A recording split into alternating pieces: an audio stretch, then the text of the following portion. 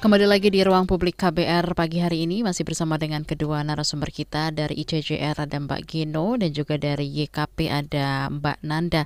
Kita membahas mengenai KUHP baru soal aborsi berpihak pada korban kekerasan seksual kah?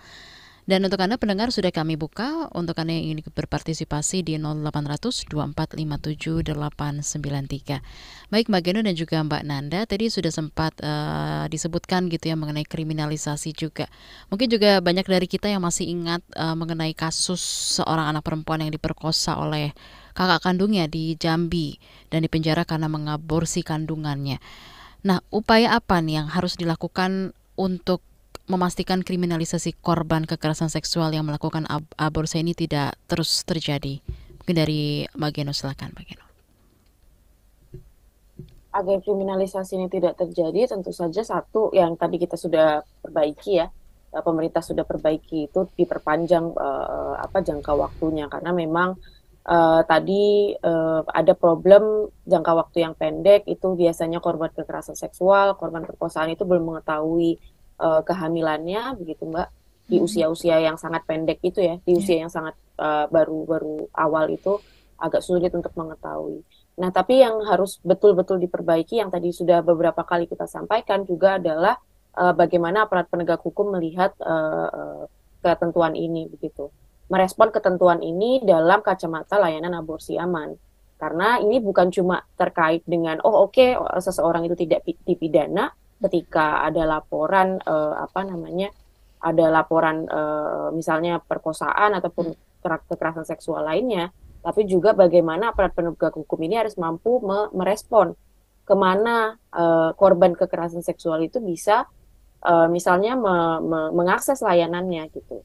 Ataupun nanti dalam kejadiannya kan skenario-nya ada banyak ya. Dalam beberapa skenario juga misalnya kalau sudah sudah terjadi pengguguran kehamilan gitu.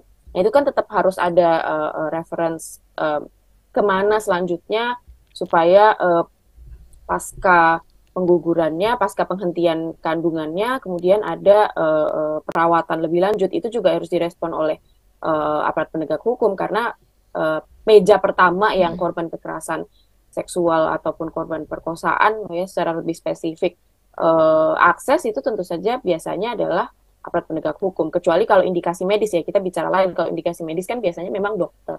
Ya. Tapi kalau kekerasan seksual kan pasti aparat penegak hukum. Nah, bagaimana kemudian aparat penegak hukum bisa merespon prosedurnya seperti apa, kemudian layanan mana yang tersedia itu juga harus diperbaiki secara umum gitu supaya kasus-kasus yang sama gitu ya kriminalisasi terhadap korban perkosaan itu tidak lagi terjadi. Dan juga tadi satu hal yang kemudian saya juga sampaikan di kasus yang pernah terjadi di Jawa Timur, kalau nggak Mm. salah, itu aparat penegak hukum mengatakan bahwa aborsinya tidak boleh dilakukan karena tidak diberikan izin. Nah, itu kan bukan kacamata sebenarnya bukan kacamata itu yang di yang dibangun oleh KUHP ya, KUHP Mm-mm. yang baru gitu. Sebenarnya kacamatanya bukan aparat penegak hukum itu tidak memberikan izin, aparat Ya. penegak hukum itu tidak mengkriminalisasi iya, tapi tidak dalam kacamata tidak memberikan izin gitu. Izin itu tidak diberikan oleh aparat penegak hukum. Aparat penegak hukum hanya mengarahkan kemana gitu. Gitu Oke, sih Mbak. oke baik Mbak Nanda. Lalu kalau Mbak Geno, Mbak Nanda dari sisi kesehatan sendiri nih Mbak, apakah usia kehamilan 14 minggu itu bisa dibilang sudah cukup gitu Mbak untuk memberi waktu bagi korban kekerasan seksual untuk aborsi? Ya, secara waktu gimana ya? Faktanya gitu ya, ketika perempuan mengalami perkosaan itu kan memerlukan waktu untuk pulih atau untuk tahu dulu nih status kesehatannya termasuk status Mm-mm. kehamilannya. Jadi nggak bisa segera saat itu dia tahu oh saya hamil gitu. Nah, Ya. dengan diperpanjang waktu kehamilan ini setidaknya akan sangat membantu perempuan korban perkosaan ya untuk mengetahui kondisinya. Tadi kan dalam pengalaman, maksudnya di dalam perempuan mengalami kekerasan seksual itu kan butuh waktu untuk segera tahu gitu ya. Mhm. Nah, memperpanjang waktu batas minimum aborsi ini membantu perempuan untuk bisa segera mencari tahu. Nah, tapi hal ini pun juga butuh edukasi gitu ya, butuh pendidikan dan sosialisasi bahwa kepada siapapun uh, bahwa untuk segera mencari tahu ya itu hak-haknya sebenarnya diatur dalam Undang-Undang Tindak Pidana Kekerasan Seksual juga bahwa perempuan bisa segera mencari tahu, mendapatkan haknya, bahkan status kesehatannya, termasuk status kehamilannya seperti apa, untuk segera mendapatkan layanan kesehatan dan layanan pemulihan lainnya. Nah, kita itu mendorong di dalam turunannya ya, itu kita mendorong bahwa paket paling tidak itu mulai dari pencegahan ya. Ya. Pencegahan itu pencegahan untuk tidak mengalami kehamilan. Itu kalau segera tahu ya, paling tidak 72 jam perempuan mengetahui statusnya dan segera mendapatkan pencegahan untuk tidak hamil. Kemudian pencegahan dari tertular infeksi menular seksual, HIV dan AIDS ya, dan bentuk penanganan kesehatan lainnya itu diberikan misalnya kurang lebih selama 3 hari, atau nanti juga ada paket lebih dari 3 hari itu seperti penanganan seperti apa yang bisa diberikan, termasuk tidak hanya kesehatan fisik, termasuk kesehatan mental di sana. Itu sih kurang lebih. Jadi kalau tanya hari tadi ya sangat membantu, karena nggak bisa segera perempuan atau langsung mencari tahu pulih dengan dirinya untuk dia sadar gitu, itu cukup sulit, Mbak. Oke, baik. KUHP baru ini kan akan berlaku di 2026 begitu ya. Mungkin bisa dijelaskan kembali gitu Mbak, apa sih yang harus dilakukan supaya nantinya korban kekerasan seksual ini atas akses aborsi yang aman ini bisa terwujud dari sisi aturan turunan KUHP ini sendiri, Mbak Geno? Ya. Tentu saja satu terkait dengan ketentuan aborsi begitu ya, larangan aborsi itu harus direspon oleh kementerian terkait begitu ya, dan juga aparat penegak hukum supaya dia tersedia layanan lanjutannya, tidak hanya pengecualian kriminalisasinya. Itu PR paling besar yang pertama. Yang kedua adalah pemahaman aparat penegak hukum gitu. Aparat penegak hukum meskipun KUHP ini kan kita semua belajar dari nol ya, kembali belajar dari nol gitu. Meskipun kita masih punya 2,5 tahun lah ya sebelum KUHP ini disahkan, tapi aparat penegak hukum juga harus mulai belajar gitu, bahwa ketentuan tentang aborsi ini sekarang satu sudah berubah, dan apabila ada ketentuan-ketentuan lain di dalam KUHP yang terkait, dia dibacanya harus juga tetap merefer kepada pengecualian aborsinya gitu. Jangan sampai nanti kalau bicara tentang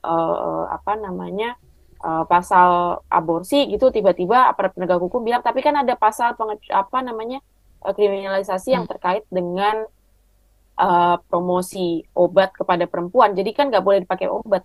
Kemudian aborsi amannya pakai apa begitu? Kan itu kan layanan, jadi harus terkait dengan satu sama lain. Nah, itu yang juga aparat penegak hukum harus paham. Dan tadi menyambung apa yang disampaikan oleh Mbak Nanda, karena kan ada juga isu terkait dengan pencegahan. Nah, di dalam KUHP ini masih ada pasal tentang larangan promosi di muka umum secara terang-terangan gitu ya, kepada anak terkait dengan alat kontrasepsi gitu. Nah, ini harus betul-betul diterjemahkan dengan baik oleh aparat penegak hukum. Bahwa satu, memang dalam konteks pendidikan ini tidak boleh dikriminalisasi, dia ada pengecualiannya dalam konteks pendidikan dan juga kesehatan.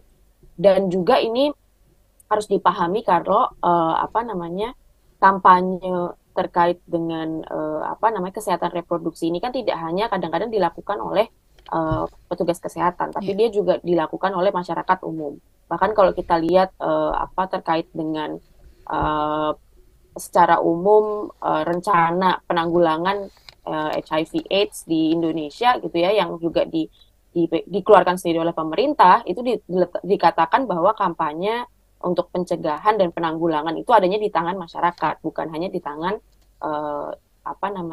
tenaga kesehatan gitu. Jadi itu harus dipahami juga bahwa hal-hal itu juga tidak bisa dinafikan, dan itu akan terjadi, dan teman-teman juga tidak boleh tidak bisa dikriminalisasi karena dalam kacamatanya memang kacamata itu kampanye untuk pencegahan dan penanggulangan HIV/AIDS, dan juga termasuk nanti karena memang belum tersedia secara dengan baik ya apa namanya pelayanan aborsi aman ya. Jadi penanggulangan pun juga harus dijaga oleh KUHP.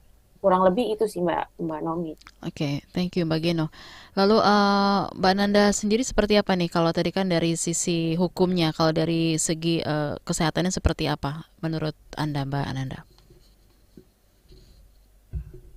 Ya, artinya di dalam upaya pemenuhan kesehatan ini diperlukan pemahaman yang bersama dan kesadaran gitu ya, bahwa layanan aborsi yang diberikan ini adalah bagian dari pemenuhan layanan kesehatan, sehingga ini tidak menjadi sebuah pro dan kontra. Ini upaya pemenuhan kesehatan bagi perempuan sebenarnya. Nah, di Indonesia ini kan diberikan pengecualian tadi ya, 2 hal yang kita ketahui, sehingga kita mendorong implementasinya semua pihak yang terlibat ya, karena ini ada kaitannya dengan aparat hukum juga, kemudian masyarakat sendiri gitu ya, harus memiliki pemahaman yang utuh dan benar terkait dengan aborsi untuk 2 indikasi ini dulu gitu ya, sehingga implementasinya perempuan sih tidak akan mengalami stigma atau diskriminasi lagi, dan dia nggak perlu takut ketika ingin mengakses layanan tersebut karena itu udah bagian dari haknya ya.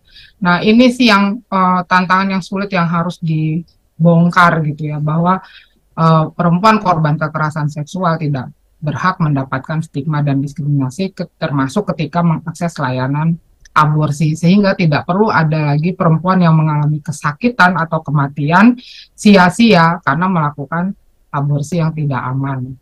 Nah, itu yang mengapa kita terus mendorong dan mengawal untuk layanan ini ada gitu ya. Nah, tapi juga kita perlu menyadarkan di masyarakat untuk tidak memberikan stigma dan diskriminasi tadi kepada perempuan korban kekerasan seksual. Saya hanya menambahkan yang ditambahkan oleh Gino tadi ya dari aspek ini. Bahkan di tenaga kesehatan juga, aparat juga itu kesadarannya tuh bahwa makanya di dalam prosedur pelayanan itu harus sesuai keputusan si perempuan itu sendiri. Setelah konseling dia merasa dia tidak ingin melanjutkan kehamilannya, maka berhak mendapatkan layanan aborsi.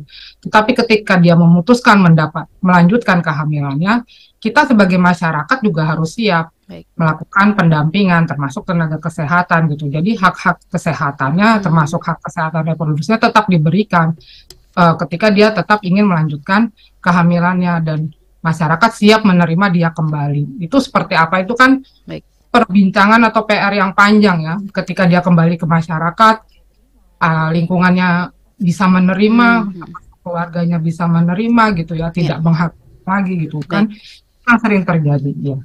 Terima kasih. Jadi seharusnya pilihan aborsi atau tidak itu memang ada di tangan korban begitu ya.